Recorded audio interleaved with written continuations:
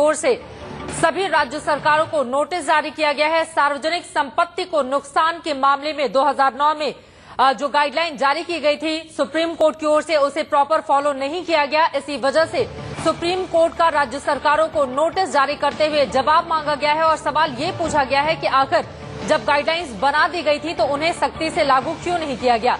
Public property पर यह guideline जारी की गई थी और इसमें पब्लिक प्रॉपर्टी डैमेज जो एक्ट है उस पर संशोधन की बात कही गई थी। इसके साथ ही जो भी लोग इसके लिए रिस्पॉन्सिबल होते हैं उनसे कैसे निपटा जाए और वीडियोग्राफी कराए जाने की मांग थी। कई ऐसे मुद्दे थे जिस पर प्रॉपर गाइडलाइन तैयार की गई थी, लेकिन उसे उस तरह से फॉलो नहीं किया गया, जिसके बाद आज सुप्रीम कोर्ट ने यह सवाल पूछा है और सवाल ये भी पूछा है कि गाइडलाइन बनने के बाद भी राज्य सरकारों ने उसे सख्ती से लागू क्यों नहीं किया, क्यों नहीं लागू की गई है गाइडलाइंस, ये पूछा है सुप्रीम कोर्ट ने। और बाकायदा इसके लिए सभी राज्य सरकारों को नोटिस भी जारी किया जा चुका है।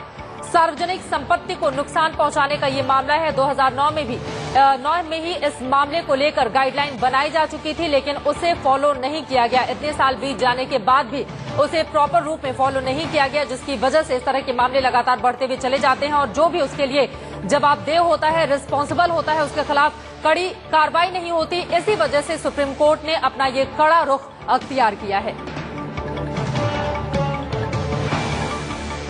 आपको बता दें कि दरअसल ये पूरा मामला धरना प्रदर्शन से जुड़ा हुआ है, क्योंकि सार्वजनिक संपत्ति को नुकसान उस वक्त ज्यादा देखा जाता है जब धरना प्रदर्शन चल रहा होता है और गुस्से में आकर जो सार्वजनिक संपत्ति होती है, इस तरह की प्रॉपर्टी होती है, उसे नुकसान पहुंचाया जाता है। उसी मामले में बाकायदा 2009 में गाइडलाइन बनाई गई थी और उस गाइडलाइन को प्रॉपर तरीके से फॉलो नहीं किया गया।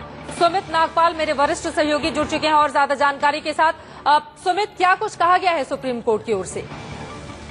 देखिए, सुप्रीम कोर्ट में आज एक याचिका दायर की गई थी और उस याचिका में इस बात का हवाला दिया गया कि जो धरना प्रदर्शन होते हैं, हड़ताल होती है, इसमें जो है काफी प्रॉपर्टी का नुकसान हो जाता है और इसमें जो है सुप्रीम कोर्ट ने 2009 में गाइडलाइंस दी थी, जिसमें ये बात की गई थी कि जो prevention of damage to public property act है उसको जो है संशोधन कर दिया जाए। उसमें साथ ही जो जितने भी धरना प्रदर्शन होते हैं उनकी वीडियोग्राफी की जाए और साथ ही ये भी फिक्स किया जाए कि जो लोग इसमें इन्वॉल्व होते हैं धरना प्रदर्शन में, जो कि सरकारी प्रॉपर्टी को नुकसान पहुंचाते हैं, उनकी जो है आइडेंटिफिकेशन की जानी चाहिए। साथ ही जो धरना प्रदर्शन करते हैं उनको पुलिस के साथ मिलके ये देखना चाहिए कि ये जो धरना है, प्रदर्शन है, हड़ताल है, ये आम आदमी के परेशानी का सबब ना बने, उनको जो है ऑल्टरनेटिव रूट सुझाए जाए। साथ ही जो कंपनसेशन कमिश्नर है वो ये देखे कि कितना डैमेज हुआ है प्रॉपर्टी को और उसका जो है जो जिन लोग को आइडेंटिफाई किया जाए उनसे वो पैसा रिकवर किया जाए। तो ये एक बहुत कॉम्प्रिहेंसिव गाइडलाइन 2009 में सुप्रीम कोर्ट ने दी थी,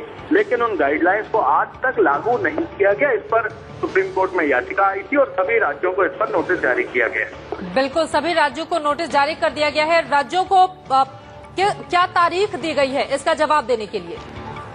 देखिए, जो सुप्रीम कोर्ट में तारीख दी जाती है आमतौर पर 4 हफ्ते का समय दिया जाता है और इसमें भी यही माना जा सकता है कि 4 हफ्ते बाद जो सभी राज्य हैं उनको इस बारे में जवाब देना पड़ेगा और उनको ये बताना पड़ेगा कि अभी तक ये कोशिशें क्यों नहीं की गई कि इस तरह के मामलों में जिम्मेदारी फिक्स की जाए, क्योंकि बहुत सारे जो है प्रदर्शन और धरना 2009 से हुए हैं और आज अगर 1 साल की बात करें पिछले, तो तकरीबन 750 धरना प्रदर्शन जो है मीटर जो बड़े स्केल पे होते हैं वो पूरे देश में हुए हैं पिछले 1 साल में और उसका हवाला जो है सुप्रीम कोर्ट में दिया गया था। लेकिन सुप्रीम कोर्ट को जब बताया गया कि जो गाइडलाइंस है उनको इम्प्लीमेंट नहीं किया गया, तो सुप्रीम कोर्ट ने जो है सभी राज्यों को नोटिस जारी कर जवाब मांग लिया।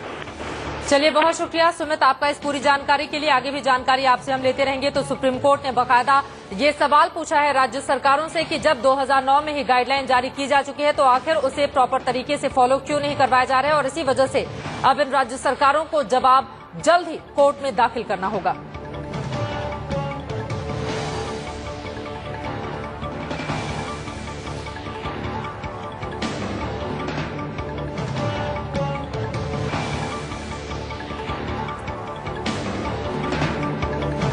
और इस वक्त